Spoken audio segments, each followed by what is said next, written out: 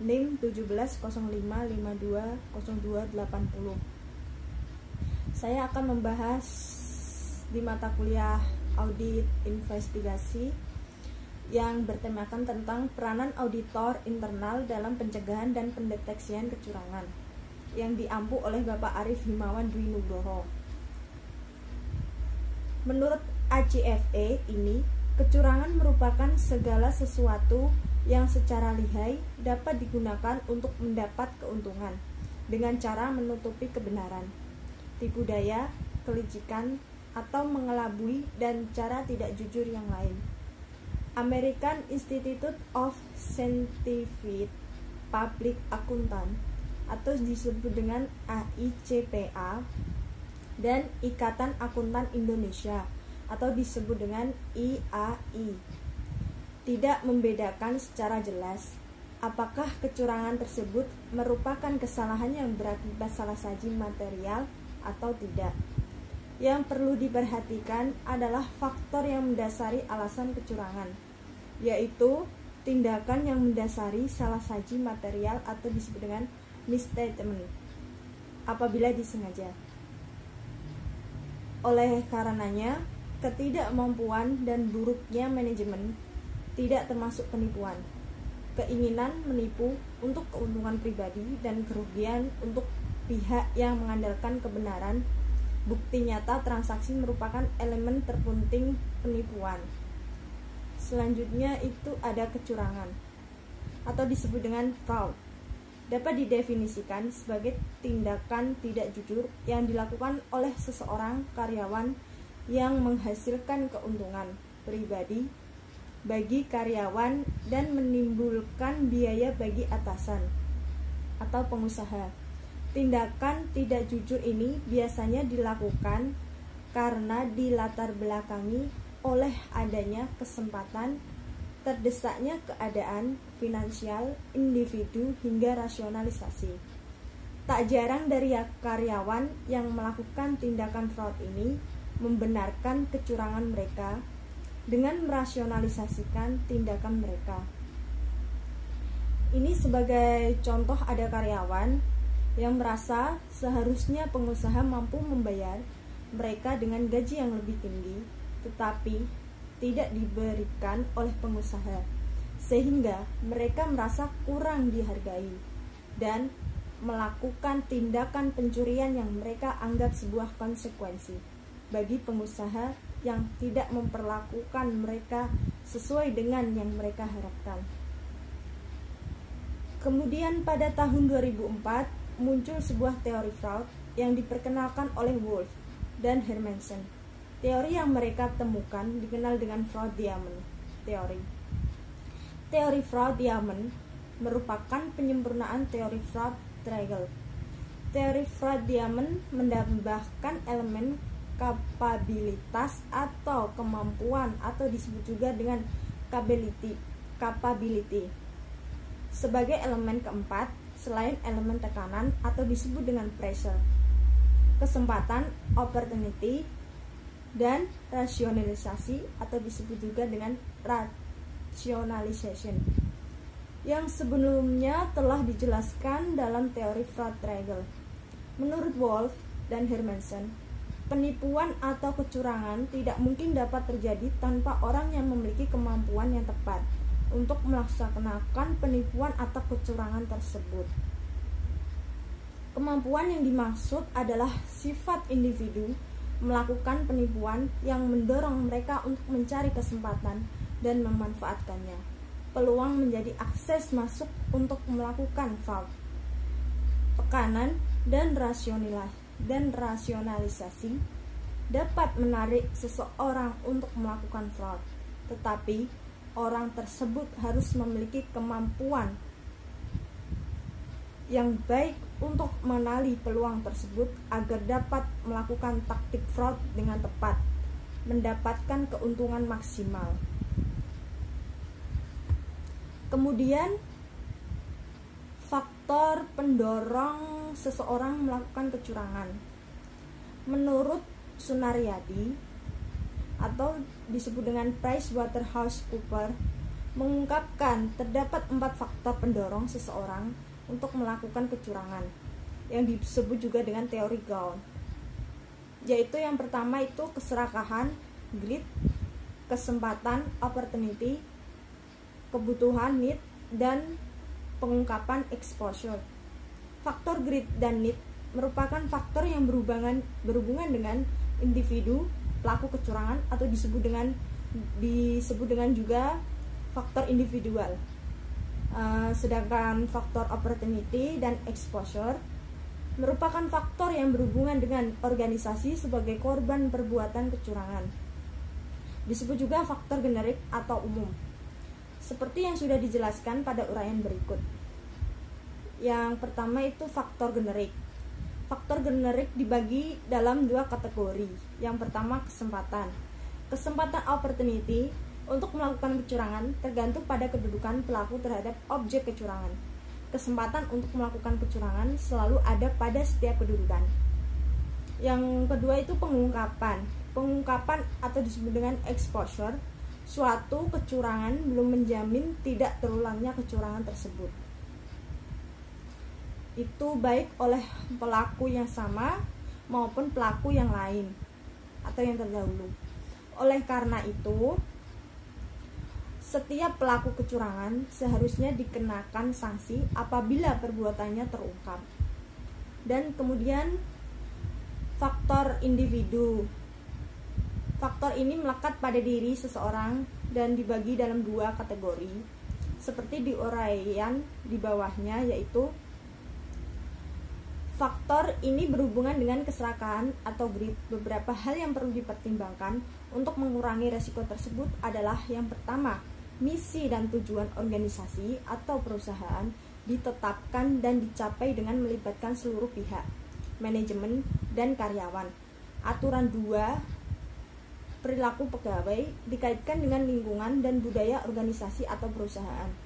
Ketiga, gaya manajemen, memberikan contoh bekerjanya sesuai dengan misi atau aturan perilaku yang ditetapkan organisasi atau perusahaan. Dan yang terakhir, taktik penerimaan pegawai. Ini dicegah dan diterimanya karyawan yang bermoral tidak baik. Dan kemudian ada motivasi. Faktor ini berhubungan dengan kebutuhan need. Ada beberapa cara mengurangi kemungkinan keterlibatan dalam kecurangannya adalah yang pertama, menciptakan lingkungan yang menyenangkan. Misalnya memperlakukan pegawai secara wajar, berkomunikasi secara terbuka, dan adanya mekanisme agar setiap keluhan dapat didiskusikan dan diselesaikan. Yang kedua itu pengukuran kinerja dan penghargaannya yang wajar sehingga karyawan merasa diperlakukan secara adil. Dan kemudian yang ketiga itu konsultasi pegawai untuk mengetahui masalah secara dini.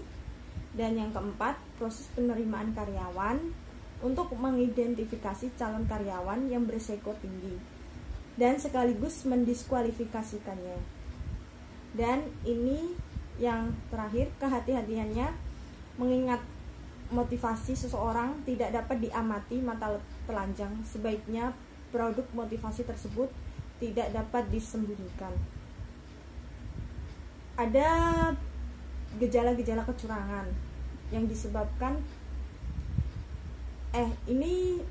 kecurangan ini akan tercermin melalui timbulnya karakteristik tertentu, baik yang merupakan kondisi atau keadaan lingkungan maupun perilaku seseorang, karakteristik yang bersifat kondisi atau situasi tertentu. Perilaku atau kondisi seseorang personal tersebut dinamakan red flag atau disebut juga dengan fraud indicator.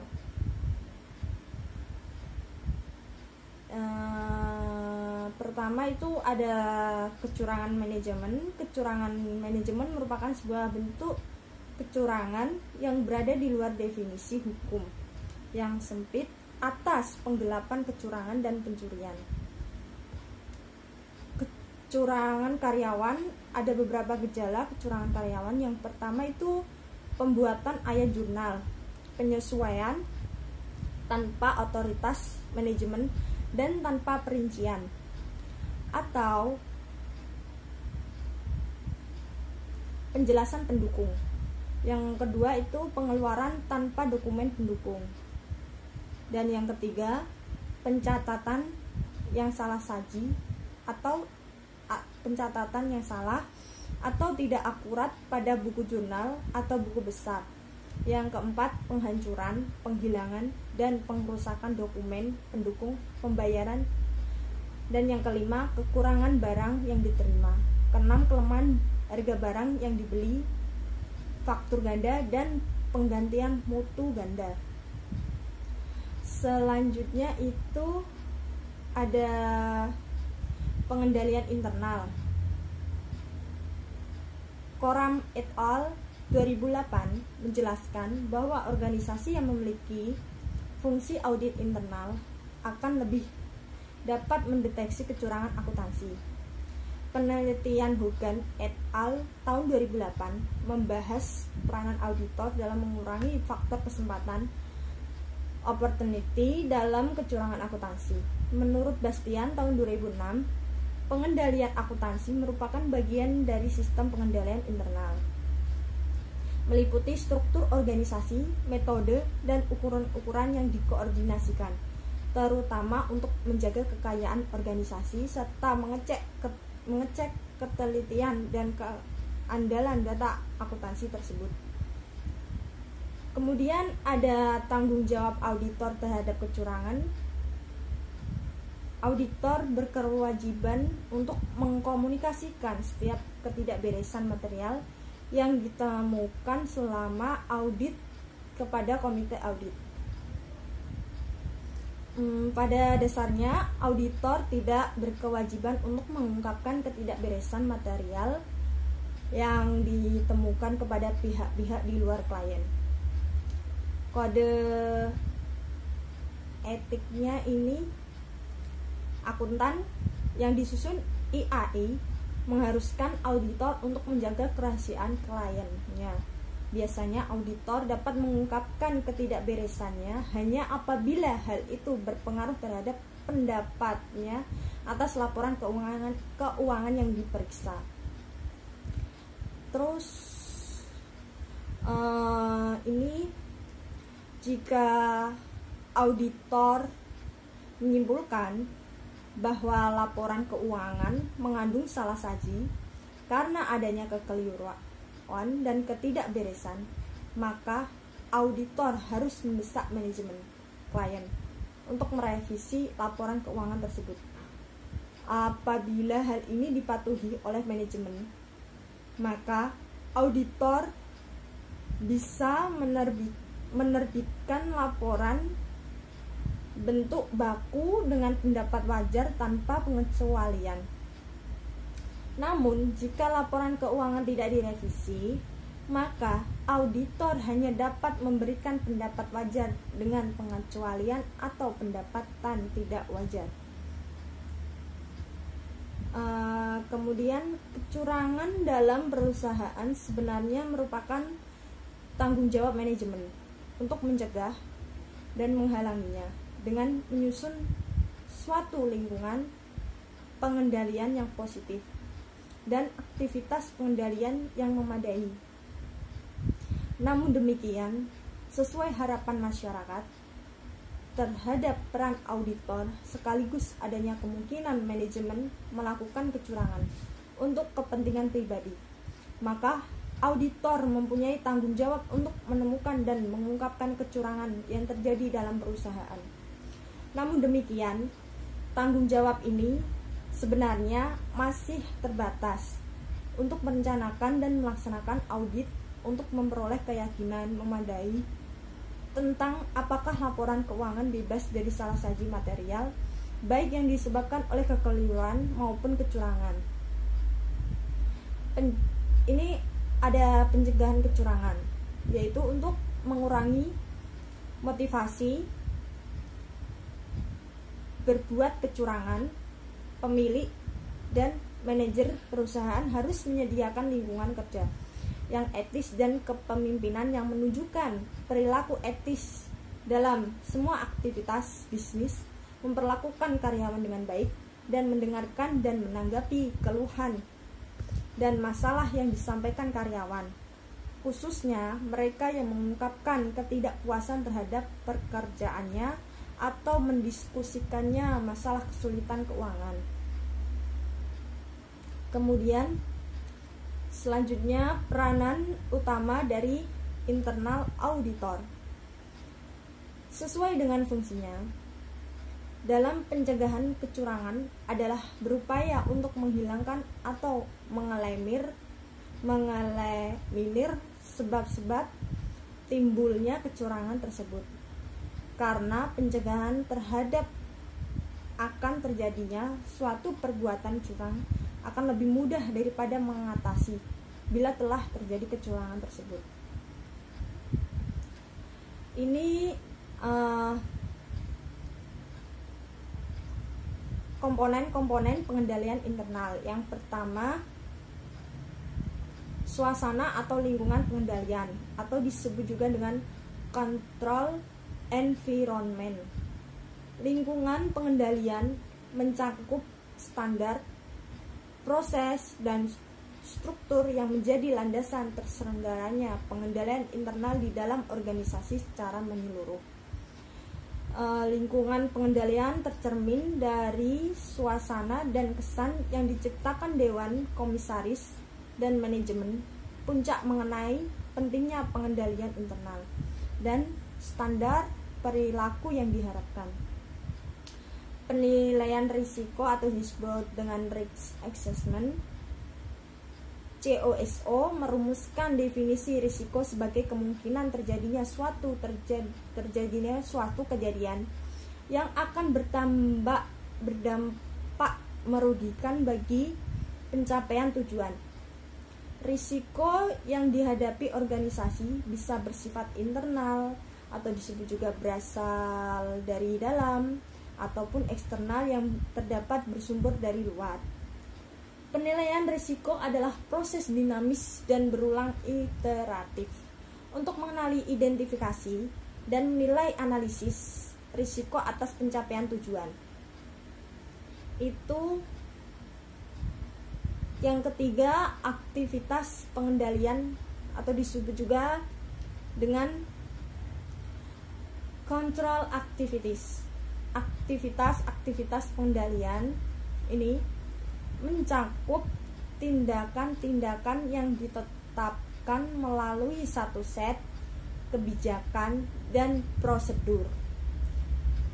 Misalnya prosedur operasi standar atau disebut dengan SOP, untuk membantu memastikan dilaksanakannya arahan manajemen dalam rangka meminimalkan risiko atas pencapaian tujuan.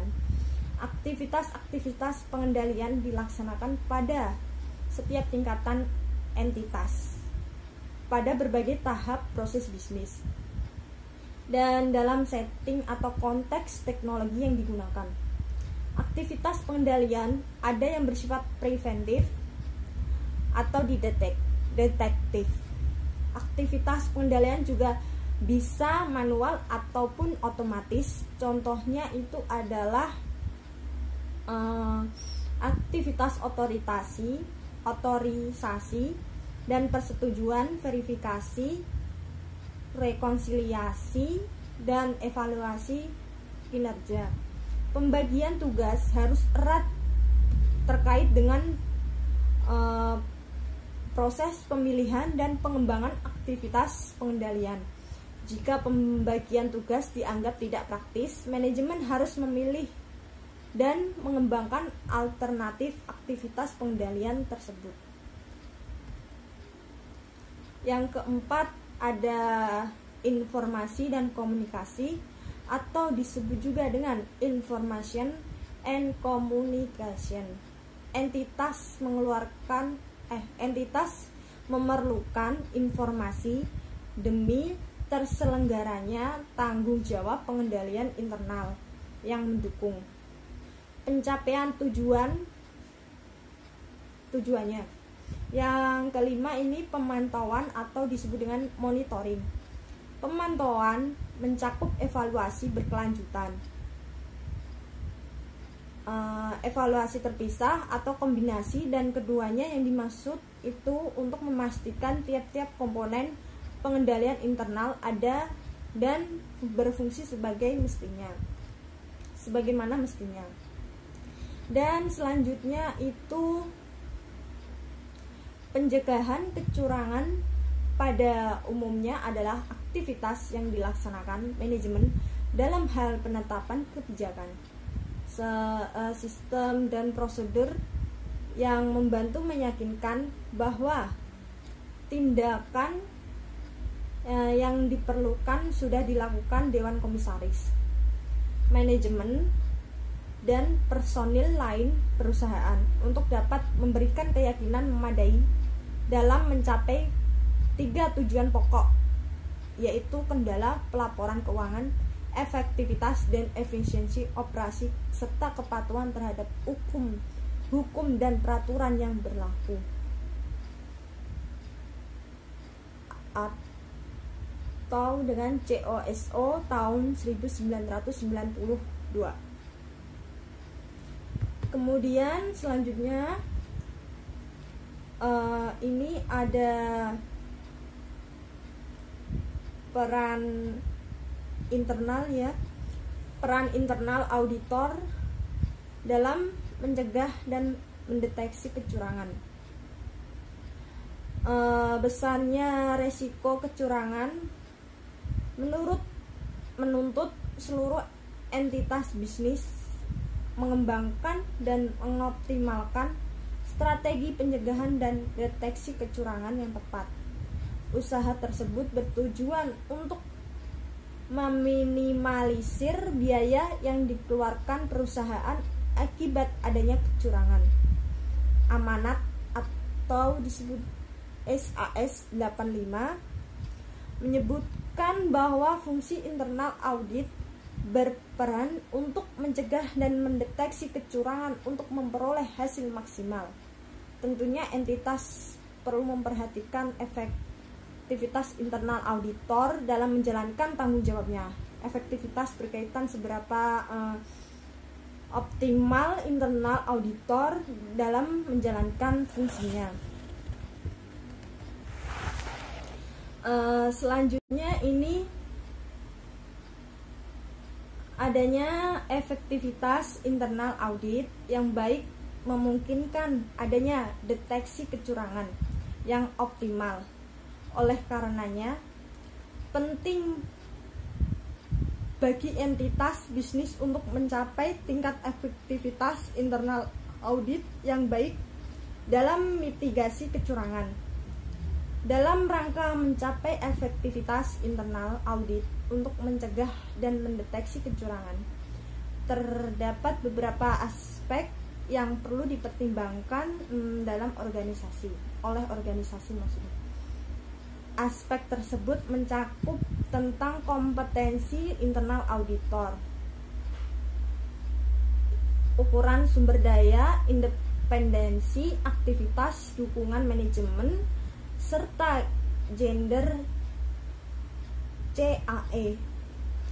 Perusahaan perlu memastikan fungsi internal audit yang dimiliki telah memiliki kompetensi yang memadai terkait deteksi dan pencegahan kecurangan.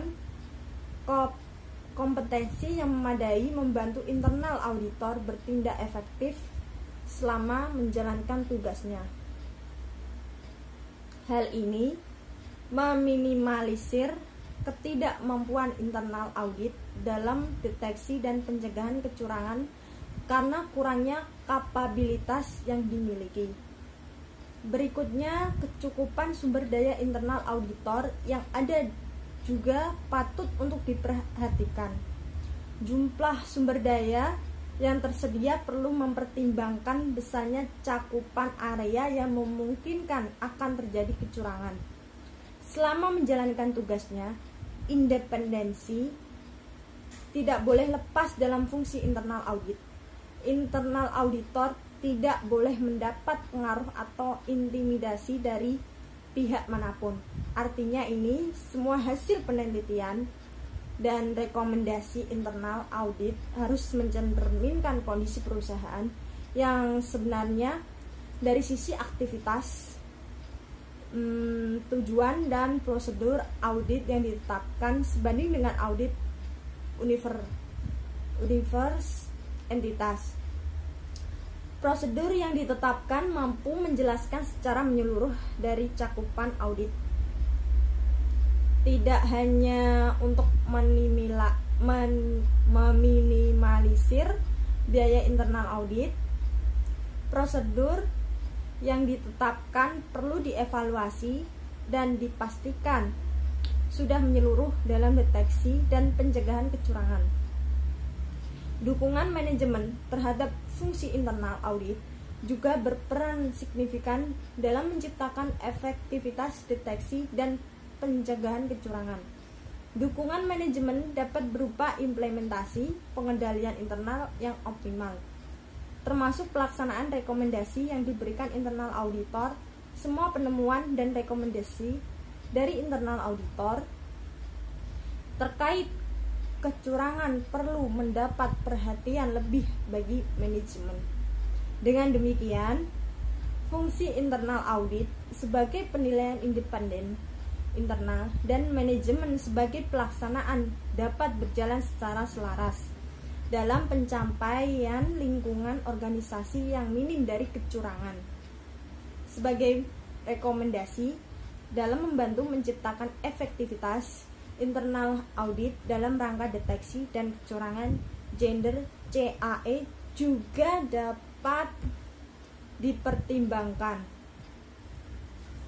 Penelitian empiris menunjukkan adanya CAE yang memiliki gender perempuan cenderung lebih efektif dalam menjalankan perannya apabila aspek tersebut telah selaras dan berjalan secara efektif dengan kebutuhan dan cakupan.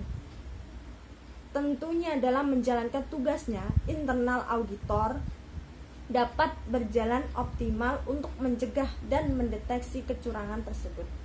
Artinya, internal auditor dapat menjalankan fungsinya sebagai CV secara optimal. Selanjutnya ini ada kompetensi internal auditor.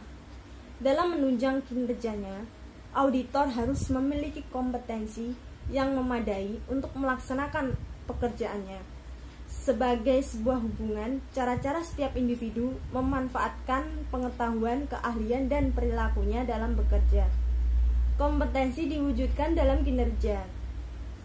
Jadi, kompetensi yang dapat dihubungkan ke hal-hal yang berkaitan dengan jenis tugas kontekstual tertentu, yakni yaitu berkenaan dengan apa yang harus dikerjakan dan sebagus apa pekerjaan itu yang dilakukan.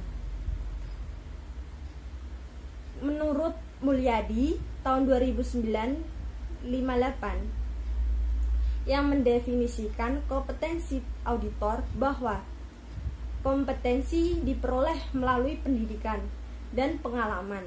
Setiap anggota harus melakukan upaya untuk mencapai tingkatan kompetensi yang dapat meyakinkan bahwa kualitas jasa yang diberikan memenuhi tingkatan profesionalisme tinggi seperti disyaratkan oleh prinsip etika. Terima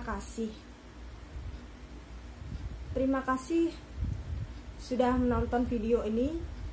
Bila ada kekeliruan atau kesalahan, mohon maaf. Sekian.